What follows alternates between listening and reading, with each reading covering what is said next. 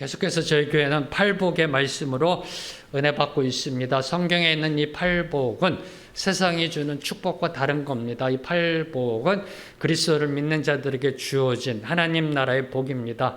쉽게 말씀드리면 예수 그리스도를 닮아가는 축복이 바로 이 팔복입니다. 믿는 자의 내면적 성품, 바로 그 자체가 복된 삶임을 선포하는 것이 팔복입니다. 오늘은 두 번째도 복되도다 애통하는 자요라는 제목으로 하나님의 말씀의 은혜를 받고자 합니다.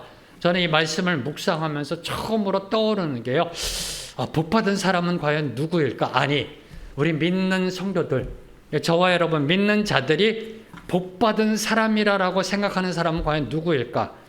한번 여러분에게 던집니다. 이 세상에서 성공한 사람, 복받은 사람 누구일까요? 솔직하게 여러분이 지금 이 질문에 대답해 보시기 바랍니다. 믿는 자인 나가 볼 때 세상에서 성공한 사람은 누구일까? 아니, 그 성공의 기준은 과연 무엇일까요? 성공의 기준은 무엇일까? 자, 솔직해지십시다. 돈, 권력, 명예 아닌가요? 초월하셨나요? 내가 그래도 예수 믿는 자인데 돈은 초월해야지. 초월하셨나요? 네. 우리 믿는 자들도 세상을 볼 때 복받은 사람, 성공한 사람, 돈, 권력, 명예 생각하지 않을 수가 없습니다. 그게 우리의 솔직한 인생입니다. 자, 그러면 이 돈, 권력, 명예를 갖고 있는 사람, 세상이 성공했다라고 여기는 사람들은 과연 뭐라고 얘기할까요? 네, 110조의 재산을 가진 사람, 부럽죠? 부러우세요? 네. 아니요라고 나와야 그래도 목사가 좀 힘이 나는데, 네, 부러운 걸 어떻게, 그죠? 부러운 걸 어떻게. 네, 110조의 재산을 가진 워런 버핏, 아시죠? 네. 그분과 함께 한번 식사하는데도 어마어마한 돈을 지불해야 됩니다. 그 워런 버핏은 성공의 기준을 이렇게 얘기합니다. 얼마나 많은 사람들에게 사랑받고 있는가. 멋있지 않나요? 얼마나 많은 사람들에게 사랑받고 있는가. 네. 전 속으로 이렇게 생각했습니다. 돈이 넘쳐나니까 이런 얘기도 할 수 있는 거다. 돈이 넘쳐나니까. 네. 자, 그리고 권력을 가졌던 오바마 전 미국 대통령. 오바마 전 미국 대통령은 성공의 기준을 이렇게 얘기합니다. 사람들의 삶에 변화를 주었는가? 영향력이 있었는가? 사람들의 삶에 변화를 낳게 했는가가 성공의 기준이다. 그리고 버진 그룹의 창업자 리처드 브랜슨은 진정한 성공은 얼마나 행복한가이다.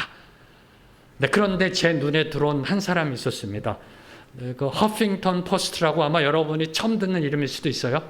이 행복론에선 상당히 유명한 그 분이세요. 여자분이신데 그 허핑턴 포스트라고 인터넷 신문입니다. 2005년부터 인터넷 신문으로 전 세계에 인터넷으로 발간되는 그 신문, 허핑턴 포스트의 공동 창업자인 아리아나 허핑턴, 여자분이십니다. 그 여자분께서, 그 허핑턴께서 이렇게 정의합니다. 성공을 돈과 권력 두 가지 기준으로 생각하기 쉽다. 그렇죠. 생각하기 쉽잖아요. 돈과 권력.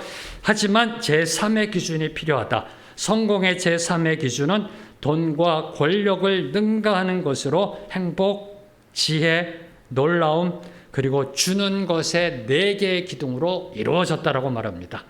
돈과 권력 중요하다. 그렇지만 제3의 기준이 필요하다. 행복, 지혜, 놀라움, 경탄을 주고 경외감을 주고 세상을 놀래키고 그리고 주는 것, 나누고 구제하고 긍휼하는 것, 이 4개의 기둥으로 이루어졌다라고 말합니다. 저희들이 일반적으로 생각하는 복의 기준, 행복의 기준, 돈, 명예, 권력을 갖고 있는 사람들은 이야기합니다. 이것이 성공의 기준이다. 저것이 성공의 기준이다. 각자 나름대로의 인생의 경험에 따라 이야기합니다. 네. 이 상황을 보면서 제가 갑자기 뚱딴지같이 던진 질문이 있습니다. 묵상하면서 그래? 그럼 이런 성공한 사람들, 성공의 기준은 각각 다 다르다라고 얘기하지만 기본적인 파운데이션을 갖고 있는 사람들, 돈, 권력, 명예를 갖고 있는 사람들, 이런 사람들의 인생은 과연 평탄대로의 길을 걸어왔을까? 만사 형통의 삶을 살았을까라는 질문이 툭 던져지게 되더라고요. 세상이 성공했다라고 하는 사람들, 110조의 재산을 갖고 있었던 사람들, 대통령이라는 권력을 가져봤던 사람들, 지금도 부를 누리고 있는 사람들, 그런 사람들의 인생은 만사 형통, 평탄대로의, 탄탄대로의 삶을 살아가고 있을까? 이 세상을 살아가는 인간이라면 그 누구도 예외 없이 인생의 굴곡이 있습니다. 인생의 골짜기가 있습니다. 계곡이 있습니다. 정상이 있으면 깊은 계곡이 있다는 겁니다. 기쁠 때가 있으면 슬플 때가 있습니다. 웃을 때가 있으면 울 때가 있다는 겁니다. 워런 버핏도, 오바마도, 그리고 우리나라 최고의 부자 김범수 카카오 의장도, 온 세계를 문화로 뒤집고 있는 BTS도 예외가 아니라는 겁니다. 인간이라면 누구에게나 희노애락이 있다는 겁니다. 인간이라면 누구나 예외 없이 희노애락이 있습니다. 이 희노애락에 정직하게 사는 것, 그것이 인간다운 삶이 아닐런지요? 희노애락에 정직하게 사는 것, 그것이 인간답게 사는 것이 아닐런지요? 그런데 세상은 먹고 마시자 즐기자의 철학으로 나아가고 있습니다. 아니, 세상은 웃으면 복이 온다라는 세계관으로 나아갑니다. 이 세상은 사나이가 울긴 왜 울어라는 가치관으로 편향돼 있다라는 겁니다. 희노애락에 정직하지 못합니다. 이런 편향된 세계관, 가치관, 철학, 사상 속에 살아가는 세상 사람들은 슬픔을 싫어합니다. 슬픔이란 단어를 기피합니다. 되도록이면 울지 않으려고 합니다. 이 세상을 향해 오늘 예수님은 이렇게 선포하십니다. 애통하는 자여 복되도다. 애통함이 축복이다라고 예수님께서는 선포하고 계십니다.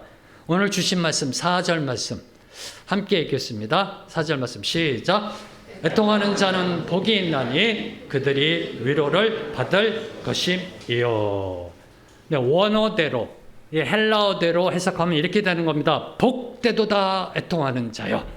왜냐하면 그들이 위로를 받게 되기 때문이다. 그들이 위로를 받게 되기 때문이다. 이것이 바로 원어대로, 헬라어대로 해석하는 그 순서입니다. 자, 오늘 이 말씀의 은혜를 받기 전에 저와 여러분이 반드시 던져야 될 질문이 있습니다. 네, 지난주 설교 말씀 기억나시는지요? 네, 심령이 가난한 자, 복되도다 심령이 가난한 자요. 지금 여러분에게 먼저 여러분이 확인해야 될 것, 그럼 나는 지금 심령이 가난한가? 이 시간에 한번 곰곰이 여러분의 그 심령을 한번 살펴보시기 바랍니다. 여러분의 심령은 가난하신지요?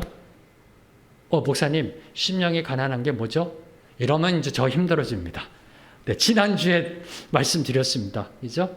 네, 심령이 가난하신지요? 이게 상당히 중요합니다. 왜요? 이 심령이 가난해야 애통함으로 나아가기 때문에. 지난주 말씀 기억나시는지요?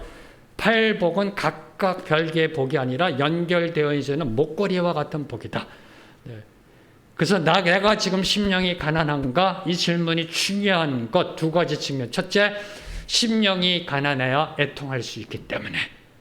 심령이 가난한 자만 애통할 수가 있습니다. 인생의 벼랑 끝에 서 있는 자라만이 애통할 수가 있는 겁니다. 하나님의 도우심 없이는 살아갈 수 없는 거지 나사로와 같은 자들이 애통할 수 있는 겁니다. 나는 죄인입니다라고 고백하는 세리와 같은 자만이 애통할 수 있는 자이기 때문입니다. 두 번째로 자, 모든 것을 담을 수 있는 그릇은 어떤 그릇인가요? 모든 것을 담을 수 있는 그릇? 큰 그릇인가요? 네. 별로 반응이 없으세요? 네. 그럼 얼마나 큰 그릇이면 모든 것을 담을 수 있을까요? 아니요. 모든 것을 담을 수 있는 그릇은 큰 그릇이 아니라 빈 그릇입니다. 빈 그릇. 그릇이 비워야 담을 수가 있는 겁니다. 내 생각, 내 의지, 내 자아를 모두 다 비워야 하늘나라 성품으로 채워갈 수 있는 겁니다. 나를 비우는 것, 이것이 바로 심령의 가난함입니다. 자기 비움이 심령의 가난함입니다. 영적 거지가 되는 것, 이것이 바로 심령의 가난함입니다. 내 심령이 가난하다라는 것, 이것은 나를 비운 겁니다. 나는 아무것도 할 수 없다라는 영적 거지가 돼서 하나님 아니시면 나는 아무것도 할 수 없다라는, 바로 이것이 심령의 가난함이고, 그 자기 비움이 있어야 이제 채울 수가 있는 겁니다. 첫 번째로 채워지는 것이 바로 애통이라는 겁니다. 그래서 팔복은요, 심령의 가난함으로 나를 비워서 이제 하늘나라 성품, 예수 그리스도 성품으로 채워가는 겁니다. 애통으로 채우고, 온유로 채우고, 긍휼로 채우고, 의를 위해 핍박받는 걸로 채우고, 이것이 바로 팔복의 흐름이라는 겁니다. 다시 질문합니다. 여러분, 지금 여러분의 심령은 가난하신지요? 가난하신지요? 자, 그러면 애통하다라는 건 뭘까요? 복되도다 애통하는 자요. 애통하다라는 것이 무엇일까요? 어제 감사하게도 우리나라 축구가 멕시코 6대3으로 대패했습니다. 왜 감사하냐? 4강전을 제가 안 봐도 되니까 시간을 세이브할 수 있어서 좋고요. 어제도 다 보지 못했습니다. 어제도 앞부분만 봤는데요. 애통하셨는지요? 멕시코에게 6대3으로 대패해서 애통하셨는지요? 그 애통일까요?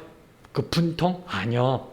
이 애통이라는 것, 이 애통이라는 것은 문자적으로 볼 때 심히 근심하고요, 고통스럽게 슬퍼하는 겁니다. 이해가 되세요? 자, 쉽게 설명하겠습니다. 내 창자가 끊어지는 듯한 비통의 슬픔. 한 번 더 더해드릴까요? 살을 애는 듯한 고통의 슬픔. 이게 바로 애통이란 단어 뜻입니다. 이 헬라어가 주고 있는 이 애통이란 의미가요, 창자가 끊어지는 듯한 비통의 슬픔. 이것이 바로 이 애통하다라는 의미입니다. 이 세상을 살아가다 보면 누구에게나 세상살이의 고달픔이 있습니다. 누구도 예외가 아닙니다. 세상살이의 고달픔이 있고요, 누구나 한 번 이상은 몹시 슬픈 일을 당합니다. 다른 사람에게는 말 못할 가정의 문제, 다른 사람에게 말 못하는 자녀들의 문제, 그 심히 비통하는 상황이 있다라는 겁니다. 사업의 실패, 경제적인 어려움, 그리고 육신적인 질병으로 인하여, 그리고 사랑하는 사람의 죽음, 그 사별 앞에 주어지는 그 고난과 감당하기 힘든 고통으로 인해 눈물 흘리는, 아니 피눈물을 흘리는 경우가 있다라는 겁니다. 자, 그러면 이 대목에서 저희들이 반드시 질문해야 될 것, 인생고에 시달리는 것이 복된 것인가? 자, 애통이라는 의미가 뭐라고요? 창자가 끊어지는 듯한 비통의 슬픔. 대개 이런 슬픔은 사별의 슬픔, 그죠? 그리고 정말 벼랑 끝에 몰려서 어떻게 해나갈 수 없는 그 경제적인 어려움 속에 있을, 당장 집을 쫓겨나게 되가는, 아니면 자녀가 죽음으로 나아가고 있는 이런 애통함, 인생고에 시달리는 그 애통이 복된 것일까요? 그걸 말씀하고 계시는 것일까요? 복되도다 애통하는 자요, 그 인생고에 시달리는 그 애통이 복된 것일까요? 만약에 그게 복된 그러면은 기쁘고 즐겁게 살아가는 것은 저주인가요? 예수님이 말씀하신 애통은 과연 어떤 애통을 가리키고 있는 것일까요? 바로 이 부분을 저와 여러분이 올바로 알아야 무엇이 복된 것인지 알게 되는 겁니다. 자, 성경을 보면은 예수님이 3번 우셨다라고 기록되어 있습니다. 3번 우셨다라고 기록되어 있습니다. 첫 번째는 베다니의 나사로 무덤 앞에서 우셨습니다. 두 번째는 십자가를 지시기 위해 이제 예루살렘에 들어가셨을 때 마지막 고난주간에 예루살렘을 바라보시면서 우셨습니다. 예루살렘아, 예루살렘아. 암탉이 그 병아리를 품으려고 했던 것이 과연 몇 번이냐 하면서 예루살렘을 향해 우셨습니다. 그리고 마지막으로 십자가를 지시기 몇 시간 전 겟셋마네 동산에서 우셨습니다. 기도하며 우셨습니다. 자, 그러면 예수님은 왜 우셨는가요?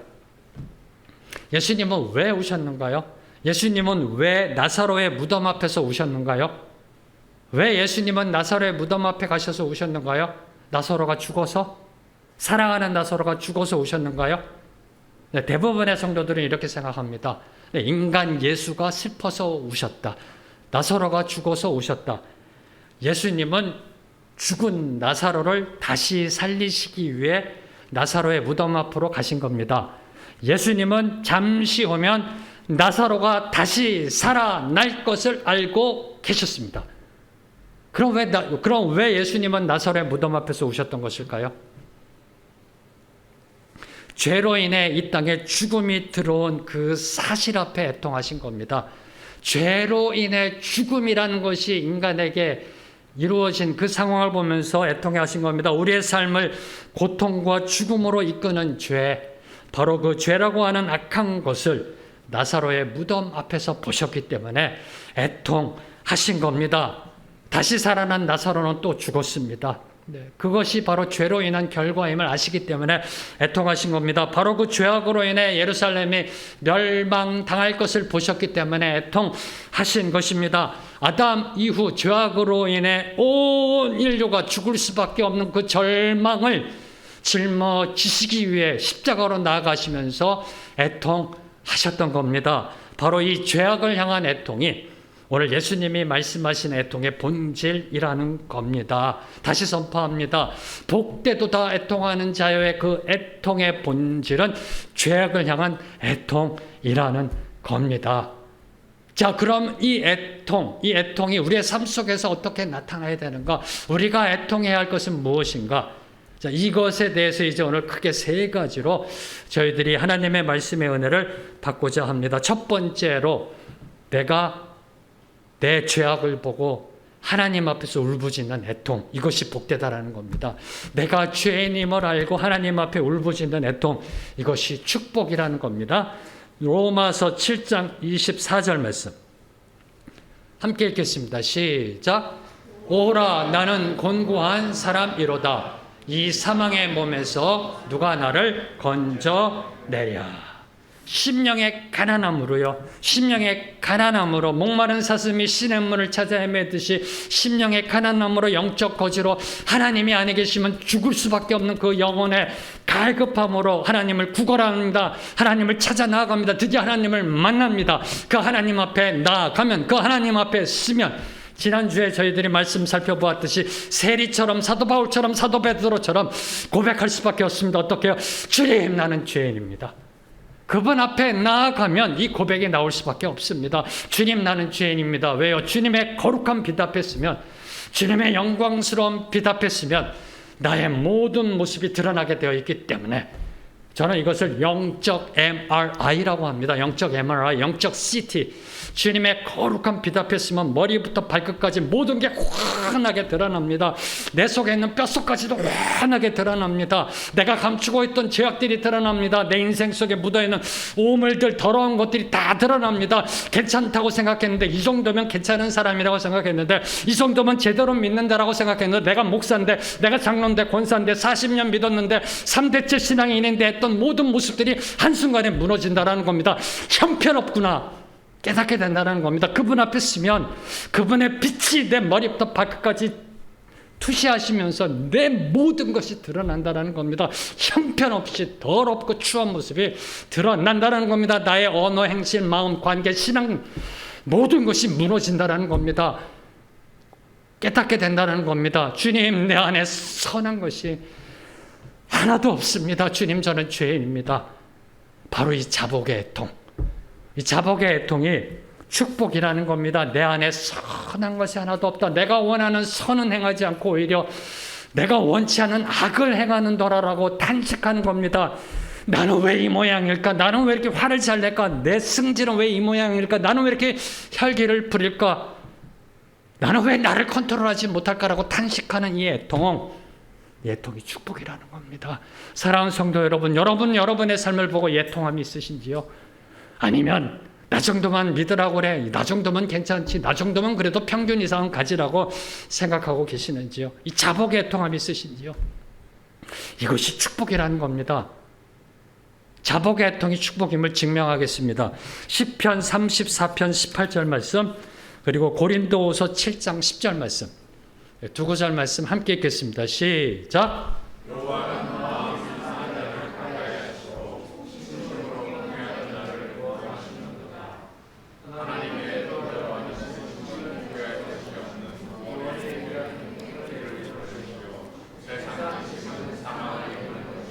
네, 자복의 애통함이 왜 축복이냐? 하나님은 상한 자, 애통하는 자를 가까이 하십니다.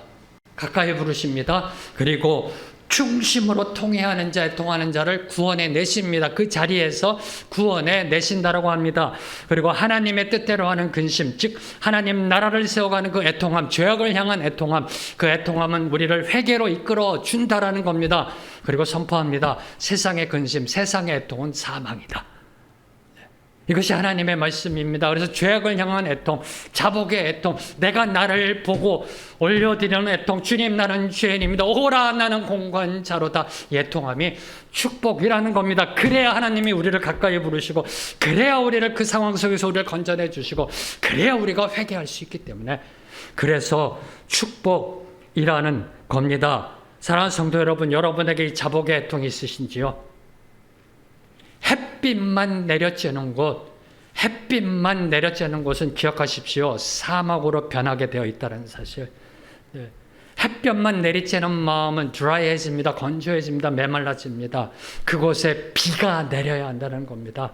그곳에 비가 내려야 생명이 싹 틉니다. 생명의 숨결이 일어납니다. 생명의 환희가 올라간다 라는 겁니다. 저와 여러분의 눈에 탄식의 눈물, 통회의 눈물, 통회하는 그 눈물이 있을 때, 애통하는 눈물이 있을 때 기억하십시오. 그때서야 비로소 우리 심령 안에 맑은 아름다운 무지개가 일어선다는 이 사실을 기억하시게 되기를 소망합니다. 다시 선포합니다. 우리의 눈에 탄식의 눈물, 애통의 눈물, 죄악을 향한 애통의 눈물, 그 애통의 눈물이 있을 때 비로소 우리 심령이 맑은 아름답게 빛나는 무지개가 일어서게 되어 있습니다.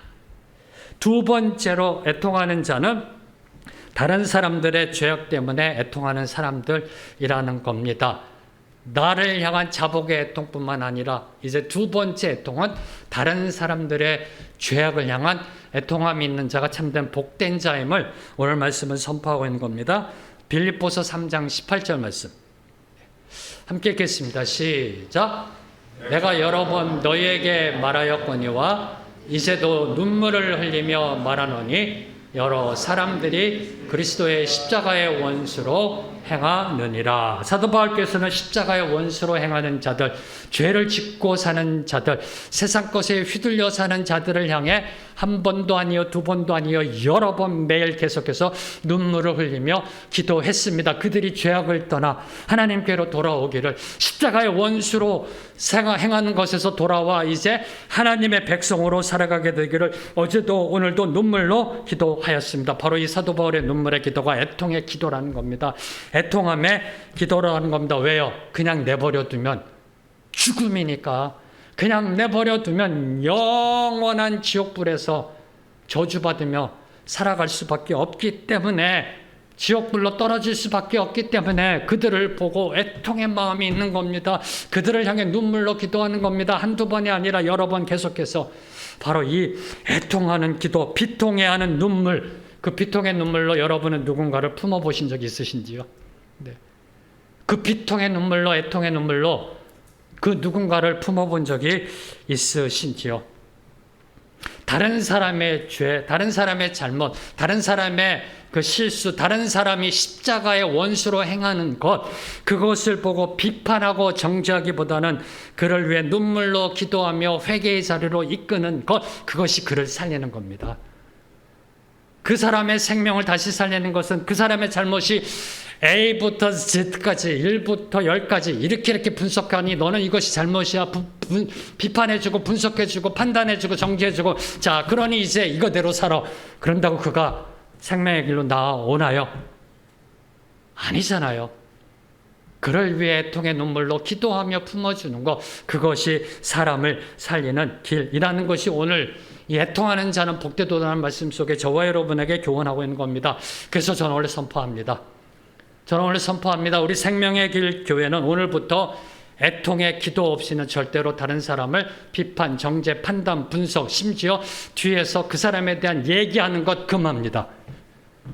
네, 여러분이 아멘 안 하셔도요, 목사로서 선포합니다. 네, 생명의 길 교회 나오시는 성도 여러분, 다시 선포합니다. 애통함의 기도 없이는 다른 사람에 대해서 단 한 단어도 입에 담으시면 안 됩니다.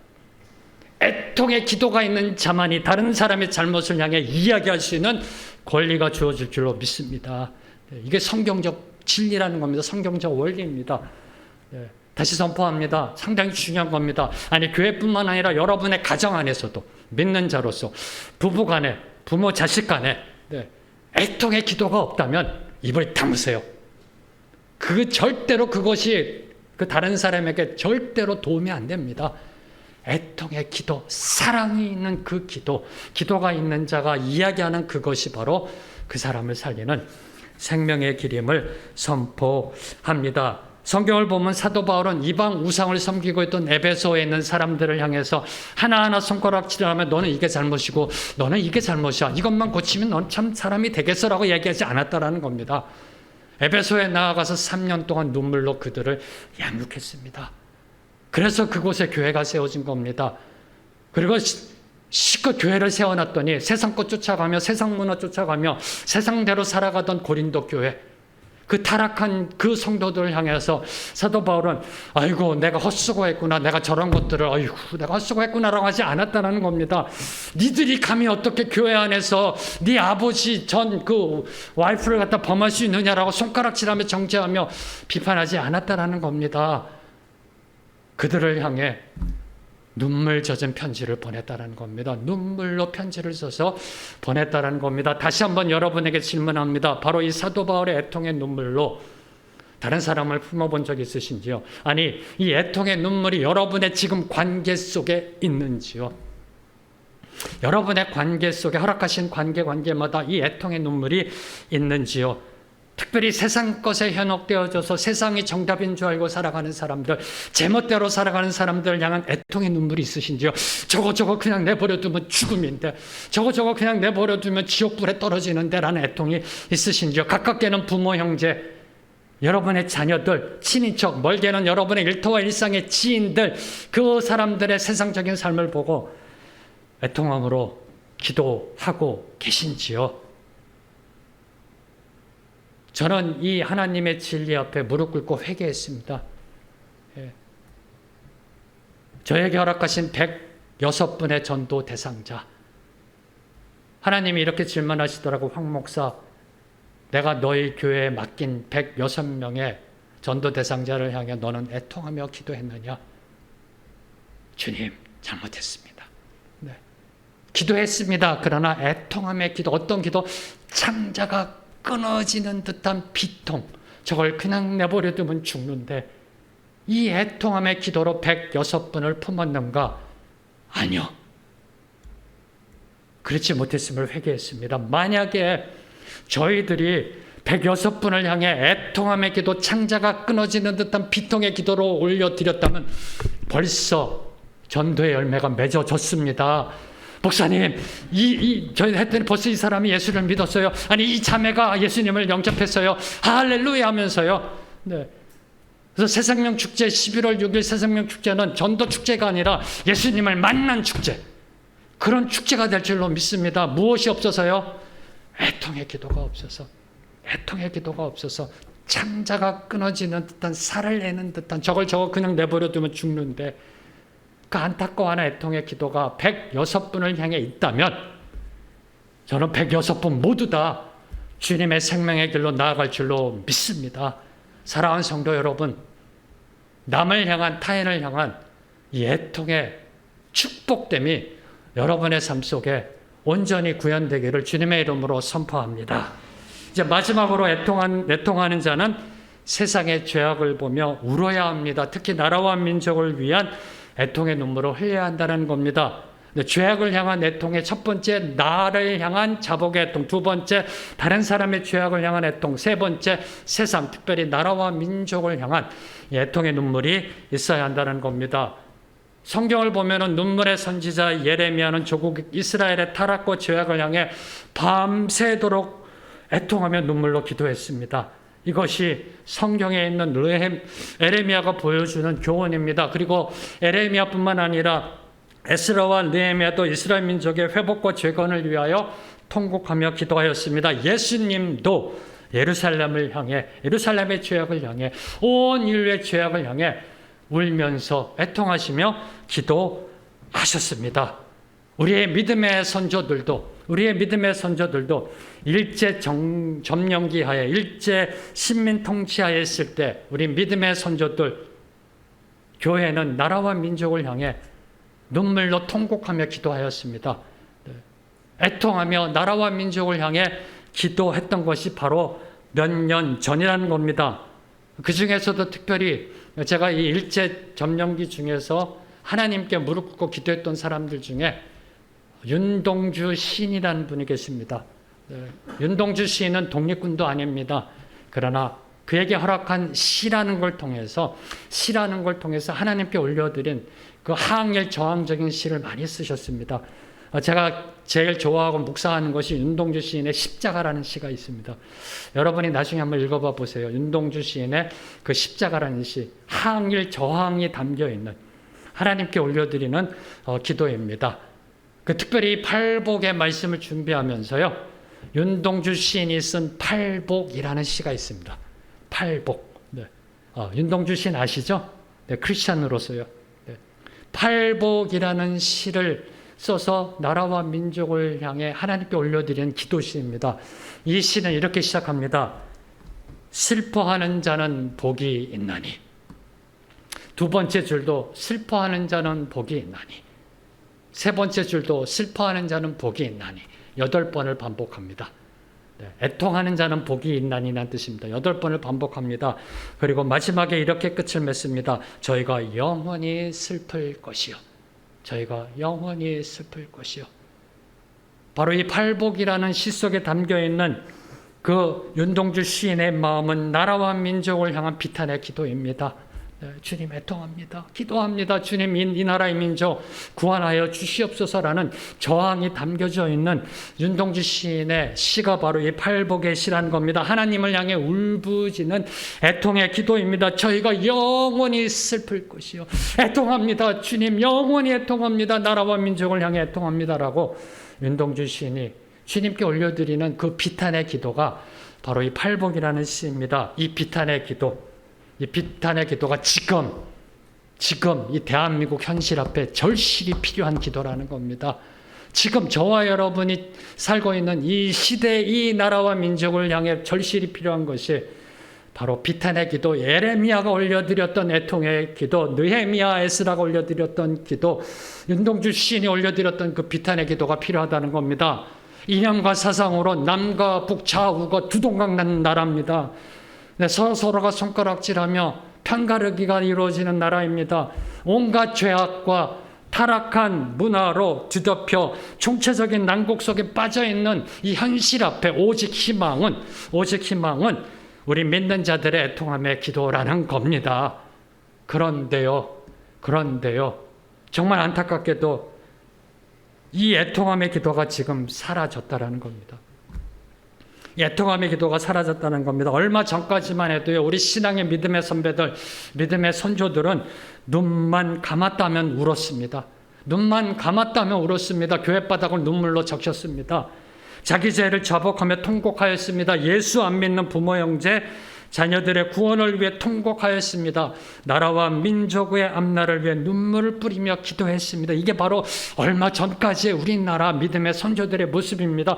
얼마 전까지 예배당의 모습입니다. 얼마 전까지 새벽 기도의 모습이고 저녁 부흥 집회의 모습이고 사경회의 모습이었던 겁니다. 바로 이 눈물을 놓치고 있는 것이 오늘날 우리 교회의 위기라는 겁니다. 그 눈물이 메말라 버렸습니다. 그 눈물이 교회 안에서 메말라 버렸습니다. 애통의 눈물이 메말라 버렸습니다. 나를 볼 때, 가족을 볼 때, 교회를 볼 때, 세상을 볼 때 울어야 할 것이 너무나 많은데, 다시 선포합니다. 내가 나를 볼 때, 내가 내 가정을 볼 때, 내 자녀들을 볼 때, 세상을 볼 때, 교회를 볼 때 울어야 할 것이 너무나 많은데, 울지 않으려고 한다는 겁니다. 울지 않으려고 한다는 겁니다. 죄악을 이야기하고 애통을 이야기하는 설교보다는요, 은혜를 이야기하고 축복을 축복의 말씀을 선호합니다. 찌르는 설교보다 재미있는 설교를 원합니다. 세상을 향해 사이다와 같이 비판하는 설교에 환호성을 올리고 있는 것이 오늘날 지금 대한민국 교회의 현실이라는 겁니다. 모두 다 웃으려고만 합니다. 웃는 것이 복인 줄 생각합니다. 이런 세태를 향해 예수님은 오늘도 이렇게 경고하십니다. 누가복음 6장 25절에 보면 예수님은 이렇게 경고하십니다. 화 있을진저 너희 지금 웃는 자여 너희가 애통하며 울리로다. 애통하며 울리로다. 사랑하는 성도 여러분, 나부터 우리 믿음의 선조들의 애통함이 회복하게 되기를 주님의 이름으로 선포합니다. 교회의 바닥이 우리 애통함의 눈물로 적셔져야 합니다. 그래야 이 나라가 다시 살아나는 길입니다. 그래야 이 나라가 회복되어지는 길입니다. 그래야 이 나라를 우리 자손들에게, 손주들에게 아름답게 물려줄 수 있는 겁니다. 교회의 애통함이 사라지면 이 나라의 희망도 없는 겁니다. 자, 이제 마지막으로 저와 여러분이 살펴볼 것은, 그럼 예수님은 왜 애통하는 자가 복되도다라고 말씀하셨는가? 왜 복되도다라고 말씀하셨는가? 네, 오늘 말씀 속에 나와 있듯이 그 답은 위로를 받게 되기 때문이다. 위로를 받을 것이며, 네, 위로를 받기 때문에 복된 삶을 살아가게 된다라고 이야기합니다. 자, 위로를 받는 것이 왜 복된 것일까요? 여기에 그 위로라는 단어, 이 단어를 헬라어로 보면은 파라칼레오, 이 단어는 성령이라는 단어와 어원이 같습니다. 파라칼레토스, 보혜사라는 단어 들어보셨을 겁니다. 이 위로라는 단어는 보혜사 성령이라는 그 원어와 어원이 동일합니다. 무슨 뜻일까요? 저와 여러분이 애통함으로 기도할 때 성령께서 우리 옆에서 말할 수 없는 탄식으로 함께 기도하신다라는 겁니다. 그래서 저와 여러분의 애통이 뭘로 변해요? 평안으로 변하고, 저와 여러분의 근심이 신앙의 성숙으로 변하고, 저와 여러분의 고난이 하나님의 아름다운 손으로 변해가게 된다는 겁니다. 그래서 애통하는 사람들에게 주어지는 축복이 그들에게 위로가 있을 것이다라는 겁니다. 위로가 있을 것이다. 네, 어떤 느낌이 오세요? 위로가 있다? 네, 여러분 위로를 받아보신 적 있으신지요? 없으세요? 네, 그럼 이따 오세요. 제가 위로해 드릴게요. 한번 이렇게요. 네. 위로가 있을 것이다. 어떤 느낌이 오세요? 네. 이 위로가 있다라는 거, 위로가 있다라는 이 동사는요, 자기 곁으로 부르다라는 뜻입니다. 자기 곁으로 부르다. 근데 이게 수동태로 되어져 있습니다. 수동태로 되어져 있습니다. 위로가 있을 것이다. 위로가 있다라는 것이 아니라 위로가 있을 것이다. 위로가 있게 될 것이다. 자기 곁으로 부른다. 그럼 누구의 곁으로 부르는 것일까요? 하나님. 그래서 이거를 성경에서는, 신학에서는 신적 수동태라고 합니다. 세상에 없는 문법입니다. Divine Passive, 신적 수동태. 하나님에 의해서 이루어지는 위로를 강조하고 있는 겁니다. 다시 말해 오늘 예수님이 말씀하신 위로는 하나님의 애통하는 자들을 하나님 곁으로 불러주십니다. 부릅니다. 그리고 어루만져 주시는 위로. 이게 바로 축복이라는 겁니다. 그분이 어루만져 주시는 위로. 바로 이 위로를 메시지 성경을 쓰신 유진 피터슨 목사님, 그 메시지 성경에 보면은 이렇게 번역해 놓았습니다. 가장 소중한 분의 품에 안길 수 있다. 다시 말씀드리면 가장 소중한 분의 품 안에 안기는 것, 그것이 바로 참된 위로라는 겁니다. 하나님의 품에 안겨서요. 하나님의 품에 안겨서 너는 내 아들이다. 너는 내 딸이다. 이 음성을 듣는 것이 복된 위로라는 겁니다. 생각해 보세요. 그 어떤 위로보다도 온 세상을 창조하신 그 하나님, 절대 주권자, 만왕의 왕, 만주의 주 되신 그 하나님이 저와 여러분을 따스한 품으로 품어주십니다. 그리고 이렇게 말씀하십니다. 누가 뭐라고 해도, 네가 어떤 상황에 있다 할지라도 너는 내가 사랑하는 아들이다. 나는 너를 절대 포기하지 않는다. 너는 내 사랑하는 딸이다. 이걸 듣는 것, 이것이 바로 참된 복된 위로라는 겁니다. 그 복된 위로를 듣는 자들은 그 어떤 위기, 절망, 고난 속에서도 좌절하지 않습니다. 일어나게 되어 있다라는 겁니다. 그래서 복되도다 애통하는 자요. 복되도다 애통하는 자요. 자, 그럼 마지막으로 저와 여러분이 살펴야 될 것, 그럼 왜 미래 시제로 쓰여졌는가? 왜 미래 시제로 쓰여졌는가? 위로가 있을 것이다. 위로를 받을 것이다. 네, 지난주에 말씀 기억나시는지요? 네, 첫 번째 복과 마지막 복, 천국이 그들의 것이라는 현재 시제. 나머지는 단순 미래 시제로 쓰여졌습니다. 네, 하나님을 믿으면 그 즉시 하나님의 백성이 됩니다. 심령이 가난한 자에게는 그 즉시 하나님의 나라가 임합니다. 하나님의 통치하심 속에 살아갑니다. 그래서 현재 시제입니다. 그런데 이 위로가 있을 것이다. 위로가 있을 것이다. 미래 시제로 쓰여진 것은 그 하나님의 위로가 그 즉시 임하지 않을 수도 있다라는 겁니다. 현재 애통하게 만드는 환경이나 상황이 그 즉시 해소되지 않을 수도 있다는 겁니다. 그래서 단순 미래 시제로 쓰여져 있는 겁니다. 그럼에도 불구하고 저와 여러분이 기억하셔야 될 거 뭐죠? 신적 수동태. 신적 수동태. 인간이 주는 것이 아니라 하나님이 약속하신 그 위로. 이걸 믿어야 된다는 겁니다. 때가 되면, 그분의 때가 되면 하나님의 위로는 반드시 애통하는 자에게 임하게 될 것입니다. 이사야서 61장 2절에서 3절 말씀. 함께 읽겠습니다. 시작. 여호와의 은혜와 우리 하나님의 보복의 날을 선포하여 모든 슬픈 자를 위로하되 무릇 시온에서 슬퍼하는 자에게 화관을 주어 그 죄를 대신하며 기쁨의 기름으로 그 슬픔을 대신하며 찬송의 옷으로 그 근심을 대신하시고 그들이 의의 나무 곧 여호와께서 심으신 그 영광을 나타낼 자라 일컬음을 받게 하려 하심이라. 하나님은 모든 슬픈 자, 애통하는 자를 위로하실 것입니다. 아니, 위로하고 계십니다. 어떻게 해요? 슬픔 대신 화관을, 죄 대신 기쁨을, 통곡 대신 찬양을 약속하십니다. 믿으시는지요? 이를 통해서 하나님이 영광 받게 되신다라고 약속하고 계십니다. 이 약속이 메시아 되신 예수 그리스도가 이 땅에 오심으로 온전히 이루어졌고요. 그리고 예수님이 이 땅에 오심으로 모든 애통하는 모든 성도들에게 하나님의 위로를 선포하셨습니다. 예수 그리스도의 이 위로, 예수님을 통한 이 하나님의 위로는 오늘도 진행형입니다. 오늘도 계속해서 위로는 선포되어지고 있습니다. 하나님은 우리 눈에서 모든 눈물을 씻겨주실 겁니다. 하나님은 다시는 사망이나 애통하는 것이나 아픈 것이 없게 하실 것입니다. 믿으시는지요? 이것이 애통하는 자에게 주어지는 축복이라는 겁니다. 축복이라는 겁니다. 저는 오늘 말씀을 이제 묵상하면서 결론부로 돌아가는데요. 결론부로 들어가면서 어떻게 결론을 맺을까 묵상하는데 갑자기 뚱딴지같이 여러분이라는 가요가 툭 떠올랐습니다. 기억나시는지요? 여러분이라는 세상 가요? 모르세요? 네, 윤항기 씨가 작곡하고요. 윤복희, 임재범, 이선희, 에일리, 여러 가수들이 불러서 유명해진 노래. 잘 모르세요? 이렇게 시작하는 거 있잖아요. 내가 만약 떠나야 되잖아요. 그 노래가 갑자기 뚱딴지같이 툭 떠올랐습니다.